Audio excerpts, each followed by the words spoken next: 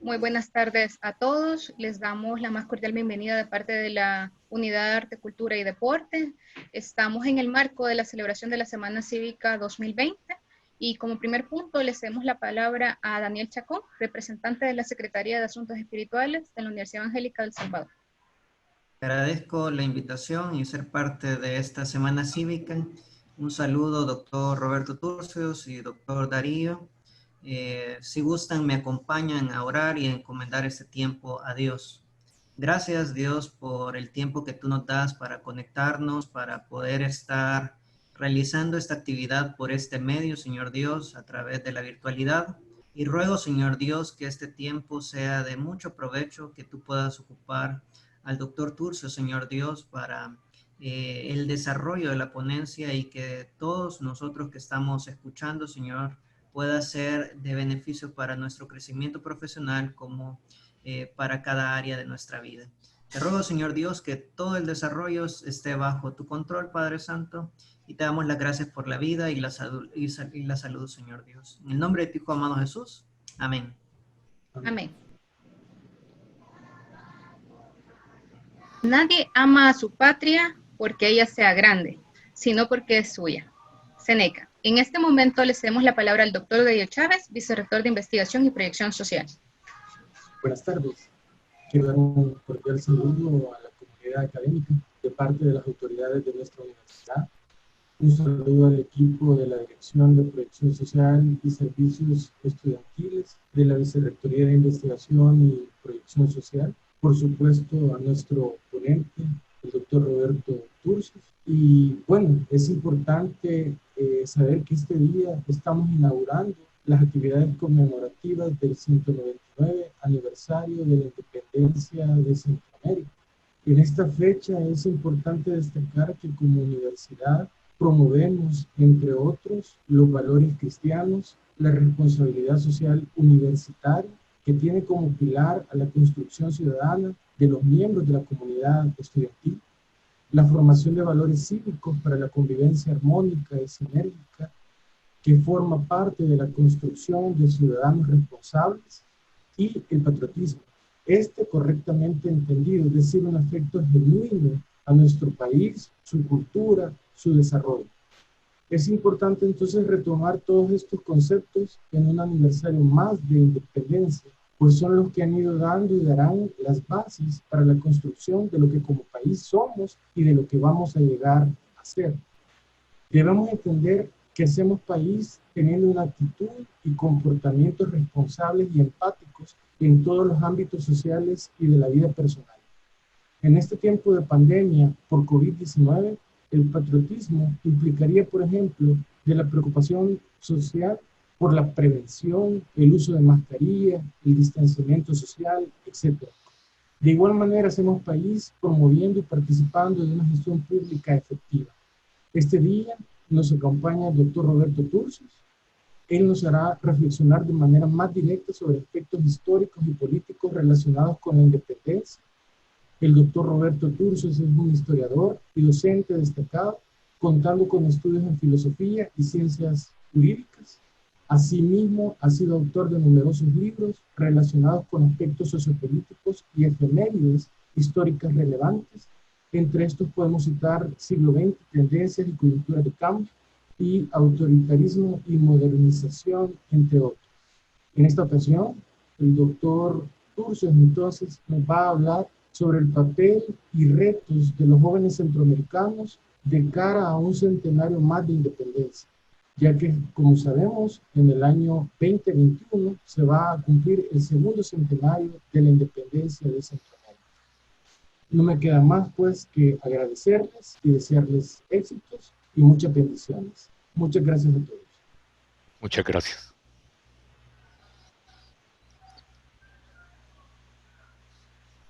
Es un gusto para mí participar en la Semana Cívica que organiza la Universidad Evangélica. Agradezco al doctor la introducción, agradezco a la universidad que me invitara a participar. El título de esta exposición es un centenario para la juventud. La idea que les quiero trasladar es que estamos en tiempos de tragedia y en tiempos de centenario. El próximo año cumpliremos 200 años de república y es importante también advertir que estaremos comenzando el primer año del tercer siglo de la República. Y esa es la idea que quiere recoger el título, un centenario para la juventud. Que ese próximo centenario sea mejor para la juventud centroamericana de lo que ha sido hasta hoy. Con ese propósito, les voy a presentar primero una explicación sobre el acontecimiento de la independencia. ¿Qué ocurrió con la independencia y por qué fracasó la independencia? Es importante destacar que nacimos como República Centroamericana, pero esta república fracasó con relativa rapidez. Del fracaso de la República Centroamericana surgieron las distintas repúblicas como la nuestra. El 15 de septiembre de 1821 hubo un pacto, que la mejor manera de explicarlo es con un hecho. El presidente nombrado por ese pacto, que conocemos como Declaración de Independencia, en primer lugar, y en segundo lugar, una parte de la declaración, el hecho. El presidente designado por el acuerdo del 15 de septiembre de 1821 fue el que había sido hasta entonces presidente de la Capitanía General de Guatemala. O sea, el presidente de la colonia se convirtió en presidente de la República Centroamericana. Ya esto nos indica entonces que se trató de un pacto en el que confluían incluso los funcionarios coloniales, como fue el caso de el presidente de esa República Nueva. Era presidente ya de la Capitanía General y se mantuvo como presidente de la República Nueva. Esto fue así porque a raíz del acuerdo que se había celebrado en México, conocido como Tratado de Córdoba, entre funcionarios de la colonia y líderes del movimiento independiente, esto influyó decisivamente en el acuerdo centroamericano. Trataron tanto conservadores como liberales y funcionarios coloniales de darle forma a una república que surgía en esas circunstancias tan complejas y tan contradictorias. Junto a los funcionarios coloniales estaban destacados líderes que habían luchado por la independencia, como era el caso de José Matías Delgado. El segundo aspecto que creo que también pone de manifiesto la característica de esa declaración es una parte de ese texto.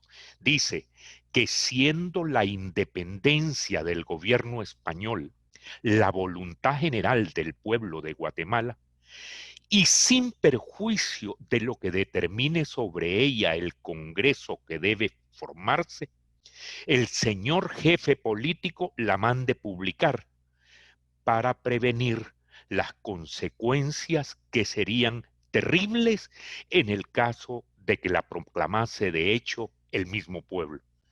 Esa parte de la declaración nos pone de manifiesto entonces que era un acuerdo que trataba de evitar una declaración procedente solo de la corriente independentista.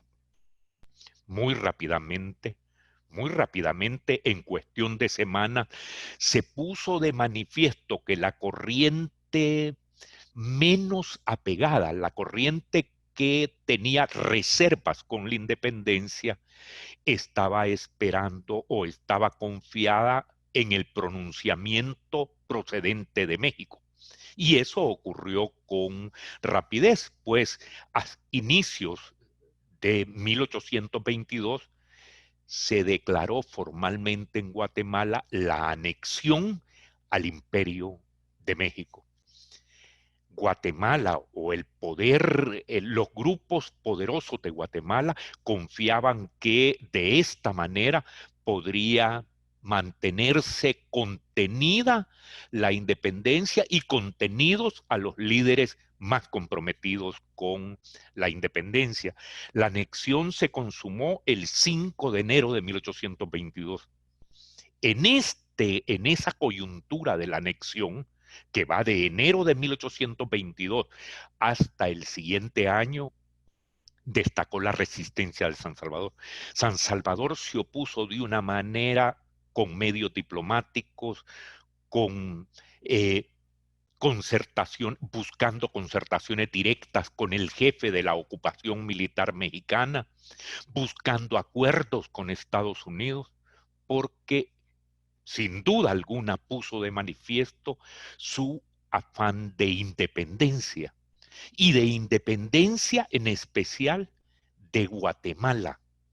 San Salvador, la que era la provincia de San Salvador, quería su independencia y la veía con especial relevancia respecto a Guatemala.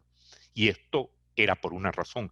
En Guatemala estaban los grupos económicos más poderosos de Centroamérica y los que se encargaban de comerciar con el exterior el principal producto centroamericano, que era el añil, y la provincia que más añil producía era San Salvador. Ese sustrato económico-social le daba fortaleza a ese afán de independencia que se expresó con la resistencia a la anexión. Como dije, San Salvador llegó a declararse unido a Estados Unidos, porque de esa manera creía evitar la anexión por la vía militar. Esta al final se consumó porque desde el 11 de diciembre de 1822 las tropas del Imperio de México cercaron San Salvador y la batalla decisiva, con la victoria previsible, era previsible que iban a triunfar las tropas imperiales de México, ocurrió el 7 de febrero de 1823. Es decir, que durante 3 meses más o menos, San Salvador estuvo cercada por ese que era en ese tiempo el más poderoso ejército que existía en Centroamérica. La anexión, que fue la coyuntura que siguió a la declaración de independencia, puso de manifiesto esa vocación de independencia republicana de San Salvador. Cuando cayó el imperio en México, las tropas se retiraron. Y esto dio oportunidad a que se formara en 1823 el Congreso Centroamericano. Se formó el Congreso Centroamericano y, como un reconocimiento a la resistencia sansalvadoreña, fue electo presidente del Congreso José Matías Delgado. Será como el reconocimiento el reconocimiento a una derrota que se convertía en una victoria política. San Salvador había resistido abogando por su independencia, y los grupos liberales de Guatemala, los grupos liberales de Honduras, Nicaragua especialmente, y El Salvador, reconocían nombrando presidente a José Matías Delgado. Las provincias representadas en esta asamblea, declaró ese Congreso, son libres e independientes de la antigua España, de México y de cualquier otra potencia, así del antiguo como del nuevo mundo, y no son ni deben ser el patrimonio de persona ni de familia alguna. Esa declaración, que postula sin ninguna condición la independencia, lo hace de España, de México. Y al mencionar familia y persona quiere decir de ningún grupo poderoso, especialmente de los grupos más poderosos que estaban en Guatemala. Los grupos de mayor poder económico estaban en Guatemala. Y por eso, durante 17 meses, los representantes en ese Congreso trataron de hacer un equilibrio para mantener a los estados nacionales centroamericanos con autonomía y que no fueran sometidos por ese mayor poder que existía en Guatemala y donde iba a ser la sede del gobierno federal. Es decir, durante 17 meses los representantes, esos diputados, crearon la Constitución y esa Constitución postuló la República Federal de Centroamérica. Una federación entonces que tenía su gobierno federal, que debería estar por encima de los gobiernos nacionales. Cada uno de los 5 estados iba a tener su gobierno nacional y sobre ese gobierno nacional iba a existir el gobierno federal. Ese esfuerzo que hicieron, destaco 2 aspectos, sin duda los hombres más instruidos de Centroamérica, condujo a una imposible federación. Destaco además 2 ausencias en el Congreso. En ese Congreso no había una sola mujer, ni había ningún solo representante indígena, con lo cual se ponía de manifiesto el tipo de sociedad que tenía sus representantes en ese Congreso, liberales criollos, propietarios de las provincias y propietarios de Guatemala. El preámbulo de la nueva Constitución, que llevó 17 meses, también es significativo sobre esa utopía, ese sueño que tenía ese Congreso. Dice: congregados en Asamblea Nacional Constituyente, nosotros, los representantes del pueblo de Centroamérica, cumpliendo con sus deseos, con los deseos del pueblo, y en uso de sus soberanos derechos, decretamos la siguiente Constitución para promover su felicidad, sostenerla en el mayor goce posible de sus facultades, afianzar los derechos del hombre, los principios inalterables de igualdad, seguridad y propiedad, establecer el orden público y formar una perfecta federación. Ese era el sueño de esos hombres reunidos en ese Congreso, una perfecta federación. Y en efecto, en la Constitución idearon fórmulas para una perfecta federación. Los gobiernos nacionales iguales y el gobierno federal limitado. El gobierno federal tenía que cumplir con una serie de requisitos para convocar al ejército, para poner impuestos. Los gobiernos nacionales cobraban los impuestos y como no tenían otros ingresos, pues se quedaban con los impuestos federales. Es decir, esa fórmula de perfecta federación no pudo tener realidad y se vio de inmediato. El primer presidente electo fue Manuel José Arce. Manuel José Arce tomó posesión de la presidencia el 30 de abril de 1825. Manuel José Arce era un joven veterano político. Había participado en política desde 1811 y había estado en prisión de 1814 a 1818 precisamente por haber sido un subversivo del sistema colonial. Fue el primer presidente por un arreglo de los grupos liberales que un año después iba a estar en crisis. sea, esa perfecta federación entró rápidamente en crisis y esta crisis condujo a la guerra, de la cual emergió un nuevo poder, por decirlo de manera simplificada, liderado por el mayor caudillo de la corriente federal, Francisco Morazán, otro joven dirigente político centroamericano, y que tenía una de sus bases más fuertes en la provincia de San Salvador. Esa coalición tuvo dos victorias militares. Una fue en 1827, la de Morazán, y el 20 de septiembre de 1828, el pequeño ejército de San Salvador logró resistir un cerco de varios meses y derrotar a las tropas sitiadoras. Estos dos triunfos permitieron el ingreso de Morazán y de su ejército a Guatemala, la caída, pues, de la Primera República Federal.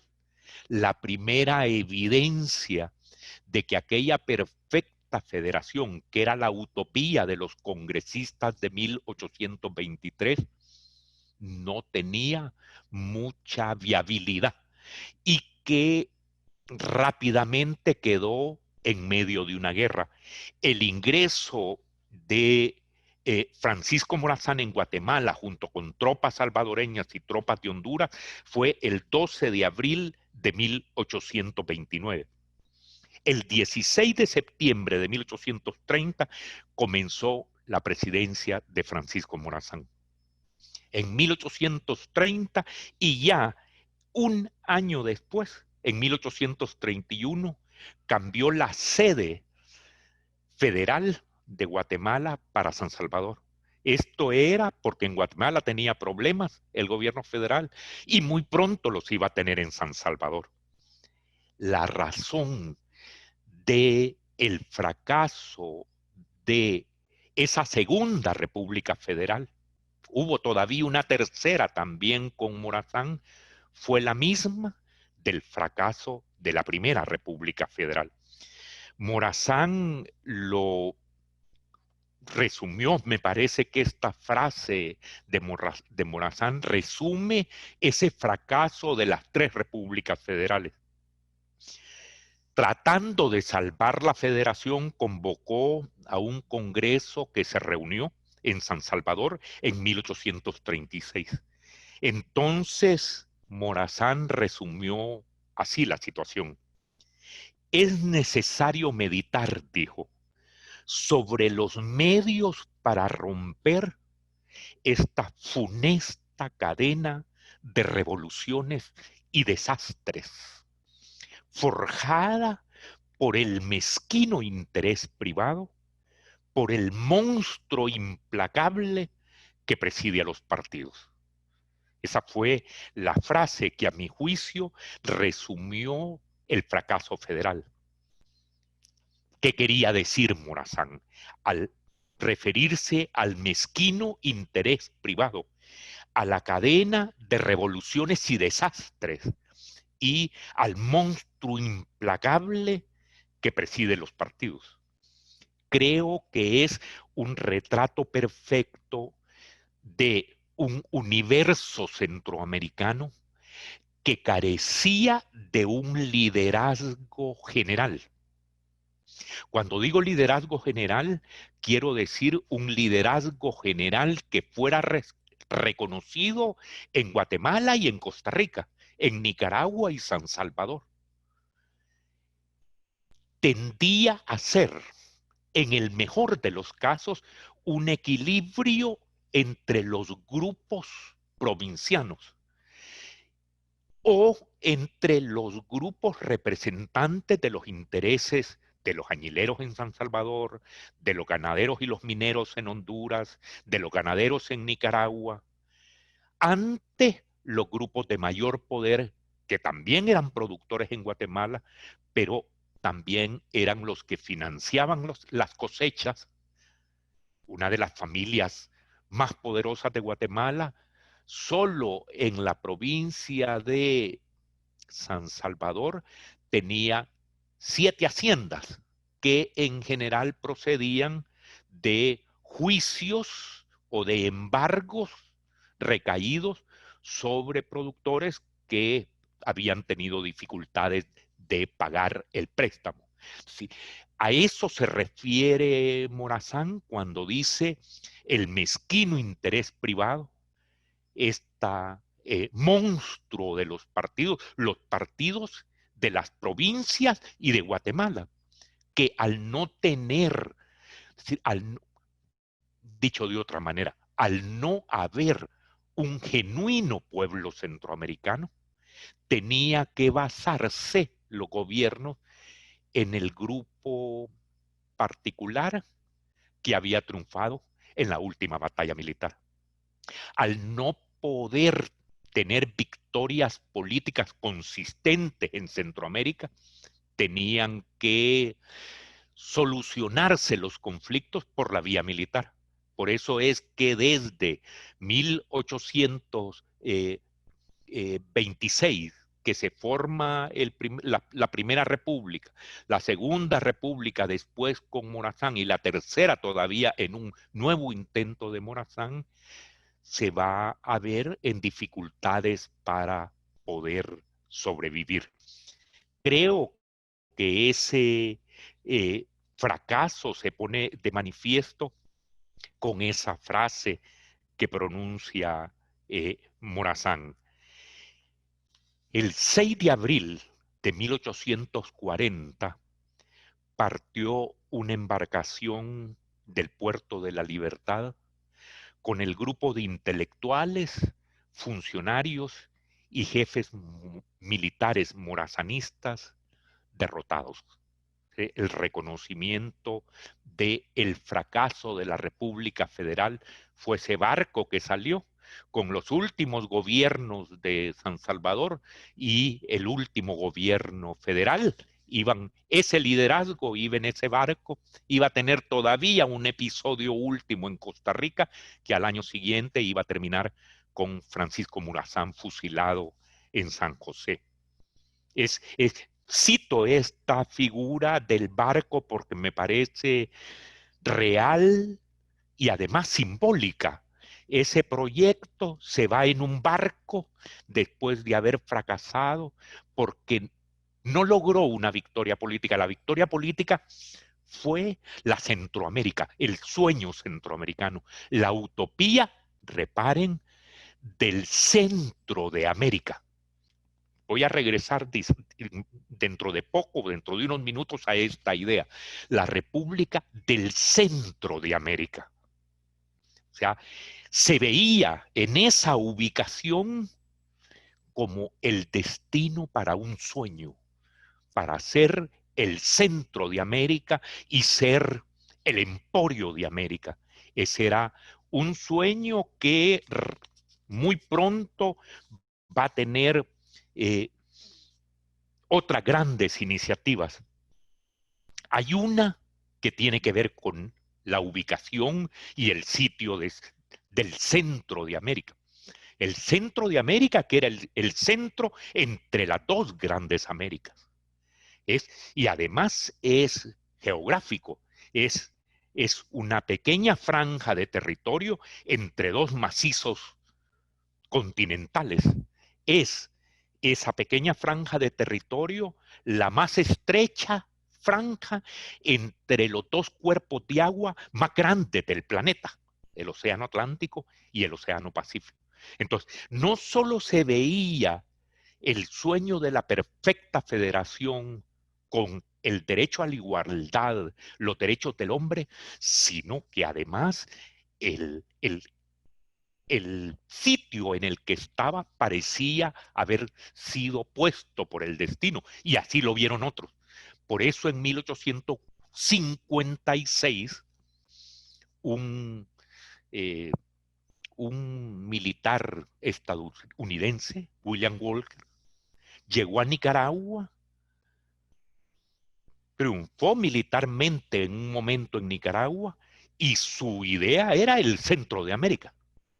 Poder construir el canal en el centro de América que uniera a esos dos océanos y que permitiera entonces un paso más rápido entre las costas oeste y este en Estados Unidos. Este había sido el objetivo y prácticamente todos los países se aliaron en la que se llamó la Guerra Nacional, así se le llamó a esa guerra contra los filibusteros en 1856 y 1857. Hoy traigo la figura de el centro de América. Dijo Simón Bolívar, los estados del Istmo de Panamá, o sea, ese istmo, esa pequeña franja de territorio entre dos macizos continentales, él le llamó los estados del Istmo de Panamá, podrán ser con el tiempo, dijo Bolívar, el emporio del universo.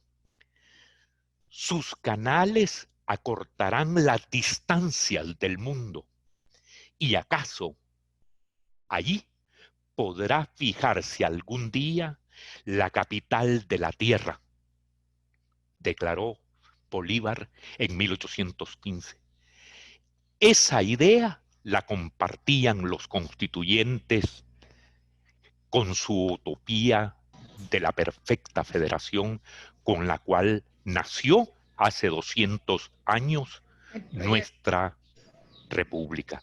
Hoy, con ese antecedente, solo quiero decir la idea que estamos por comenzar un tercer centenario que debería ser un tercer centenario para la juventud, para las muchachas y los muchachos que en este momento están en la universidad como ustedes, de plantearse Centroamérica como un destino con base en el conocimiento. Solo les pongo dos ejemplos.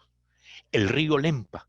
El río Lempa, nuestro río Lempa, fuente de agua y de vida, es inviable si no tenemos acuerdos entre Guatemala, Honduras y El Salvador. Nuestro río Lempa nace afuera de nuestro territorio y llegará un momento en que se acentuará la crisis por el agua y será más importante la reforestación en la cuenca alta del Lempa. Un segundo ejemplo, en este momento hay 60 jóvenes seleccionados de Guatemala, Honduras y Costa Rica para trabajar en el proyecto del satélite Morazán, un satélite centroamericano que iría al espacio. Es decir, que lo que trato de expresar es, para la juventud, Centroamérica debe ser una frontera para su desarrollo personal, para su desarrollo profesional, y hay oportunidad de lograrlo por medio de los conocimientos y de las universidades. Nosotros podemos aprovechar esta coyuntura que comienza hoy en septiembre hacia el otro septiembre del bicentenario para buscar impulsar una iniciativa entre las universidades que integre conocimientos y que permita que jóvenes universitarios de distintos países participen en proyectos comunes. Yo creo que si esta tragedia que hemos vivido, esta pandemia, la hubiéramos vivido con las universidades centroamericanas más cercanas, con conocimientos compartidos, esta tragedia habría sido quizá menos dolorosa de lo que nos ha tocado. Con esa idea termino trayendo pues aquel fracaso centroamericano hacia una opción para ese tercer centenario que sea impulsada esa opción, que sea forjada esa opción por las juventudes y las universidades centroamericanas. Muchas gracias por su participación y estoy a sus órdenes para cualquier consulta que deseen plantear. Muchas gracias. No, gracias a usted, doctor. Definitivamente ha sido de mucha importancia y de mucho valor cada uno de los aportes y el conocimiento que usted nos ha facilitado en este momento. Me quiero quedar con la última reflexión. ¿Eso es posible, doctor? Lo que usted dice, ese tercer proyecto, ese tercer intento de esa Centroamérica unida como un proyecto independiente, bueno, considerando todo el marco histórico y la referencia que ya tenemos, ¿se puede, doctor? Esa sería una. Para quedarme con la última reflexión que usted nos acaba de compartir. Yo creo que sí. Creo que para evitar otro fracaso es importante las iniciativas pensarlas con el mayor realismo posible. Pongo un ejemplo. ¿Puedo yo, estudiante de la Universidad Evangélica del Salvador, buscar una universidad afín con la cual compartir mi proyecto de integración en Honduras? Yo creo que sí. O sea, es como si en vez de la perfecta federación, hoy pensáramos en el mayor realismo para buscar iniciativas en Guatemala, Honduras, que son las más cercanas y creo las más viables de poder impulsar. ¿Por qué en ese proyecto del satélite Morazán no hay jóvenes De salvadoreños? Salvador, ese iba a ser, me quedó esa duda también. Sí. ¿Por qué no podemos pensar en la problemática de la cuenca alta del EMPA como un proyecto que Unión podemos, o como Centroamericana, casi. iniciativa? Exactamente. O sea, yo sí creo que es posible y creo que es posible con base en los conocimientos, en proyectos de conocimientos y proyectos de universidades. Integradores. Puede ser que haya otras iniciativas por el lado de la Secretaría de Integración Centroamericana. Solo reparen una cosa. En la década de 1960, los acuerdos centroamericanos estaban más desarrollados que los acuerdos europeos. Fíjense, en la década de 1960, Centroamérica estaba más desarrollada integradamente en términos de integración que Europa en términos de integración. Y miren cómo estamos hoy y en Europa con fronteras abiertas y nacionalidad común. Unión Europea. La Unión Europea. Entonces, creo que sí es posible y que requerimos realismo. Y tenemos 12 meses para pensar en iniciativa. Doctor, otra pregunta, que me quiero quedar siempre con la reflexión y con la línea que usted le dio a la conferencia acerca de la juventud. La primera, ¿cómo podemos hacer entonces que esa juventud a la que le estamos haciendo el llamado, a la que usted le hizo el llamado, desarrolle ese sentido de pertenencia e identidad, no solo sobre los valores cívicos, sino todo el proyecto que usted menciona, como Centroamérica, como nación, república, y cómo lograrlo? ¿Por qué es importante y cómo lo podemos lograr? Para mí es fundamental, pero allí voy a decir yo pues sí, una preferencia personal, ¿verdad? Con un conocimiento básico de historia. El conocimiento básico de historia nos permite ver qué fue esa declaración del 15 de septiembre de 1821.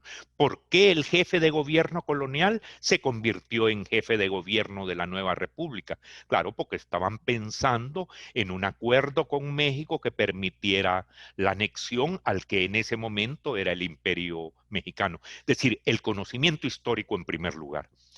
Y en segundo lugar, yo agrego, y por eso digo conocimientos y universidades, la curiosidad. ¿Cómo ha sido la gestión de la pandemia en Honduras? O sea, plantearme mis problemas en la carrera de medicina de la Universidad Evangélica con la pandemia, los problemas que he conocido, cómo han sido esos problemas gestionados en Honduras, cómo han sido gestionados en Guatemala. Esto es, plantearnos. Estoy señalando dos vías por ahora. El conocimiento histórico básico, no estoy diciendo enfrascarse, no, pero el conocimiento básico. En segundo lugar, la ampliación del ámbito de conocimientos nacionales al ámbito de conocimientos binacionales, digamos, Honduras, o trinacionales, Guatemala, Honduras, El Salvador. Mis problemas que estoy conociendo en el país, tratar con curiosidad y conocimientos de abordar la manera en que se están tratando en Honduras y Guatemala, por lo menos en una primera etapa. Una segunda etapa, Costa Rica y Nicaragua. Costa Rica parece ir siempre mucho más adelante de nosotros y quizá por eso Costa Rica es el que menos piensa en Centroamérica. Así que historia y proyectos de conocimientos tratando de abordar Una proyección otro más país amplia. o tres países, creo que nos van a, porque nos van a obligar a buscar bibliografía sobre esos países, pero también en la medida de lo posible a buscar personas de esos otros países que estén involucradas en el mismo tema. Estaríamos hablando de la integración de recursos humanos en ese sentido. Y de Y de conocimientos, poniéndolos, conocimiento. porque le podemos agregar un tercer factor. Fíjense que antes, hoy lo están tratando de retomar, pero con mucha menor impacto del que tenía. Habían campeonatos centroamericanos de fútbol, campeonatos centroamericanos de básquetbol. O sea, otra manera pueden ser encuentros culturales centroamericanos.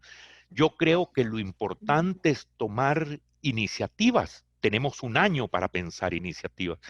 Eh, y yo confío en las autoridades de la universidad que en general han sido muy receptivas a estos planteamientos y que de hecho, de las pocas universidades que tiene, no sé si un diplomado o una carrera de integración o de estudios de Y la carrera en integración, relaciones internacionales. relaciones internacionales, así es. Entonces, eh, es viable, creo, sin pensar como los constituyentes en la perfecta federación, pero sí pensando Más en el realista. centro de América.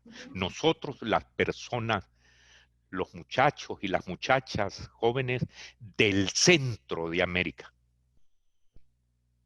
Perfecto. Muchísimas gracias, doctor. Ha sido un honor definitivamente compartir los conocimientos y un poco acerca de la historia de El Salvador en el marco de la celebración de nuestra Semana Cívica 2020. Estamos nosotros también a su entera disposición para servirle y le reitero nuestros más sinceros agradecimientos.